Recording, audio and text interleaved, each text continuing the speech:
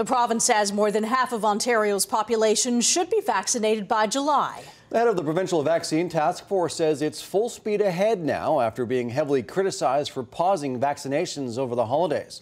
And as Kelly Botelho tells us, 14,000 Ontarians have already received the shot, but tens of thousands more doses are still sitting in freezers. The head of Ontario's vaccine task force, retired General Rick Hillier, says between now and March, over 1 million Ontarians will be vaccinated against COVID-19. First are the most vulnerable, healthcare workers and people working and living in long-term care and retirement facilities. 1.1 million by March is the best the province can do, Hillier says. We can't do it any faster. We don't have the vaccines coming to us any faster, and if we did, we would use them more quickly, so we'll do it as fast as we can. But that hasn't been the case so far. Hillier says as of today, 14,000 people in Ontario have received the first dose of the Pfizer vaccine, even though Ontario has received 95,000 doses. To add fuel to the fire, vaccinations were paused for 2 days over Christmas.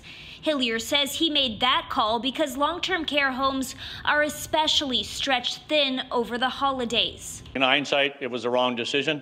I think I acknowledge that quite clearly and accept the responsibility that we'll get better faster now because we've learned from that. And we've heard the voices of the people of Ontario saying, get on with this, and that's what we are going to do. Infectious diseases physician Dr. Zane Chagla agrees the rollout has been slow, but says this is all uncharted territory. We are talking about a vaccine campaign that we have never done before for a vaccine that has really only been in the market for 3 to 4 weeks. Hillier says when phase 1 wraps up in March, that's when things will really take off. The province is expecting big shipments of vaccines in the spring, 15 million doses, enough to vaccinate an additional 7.5 million people by July.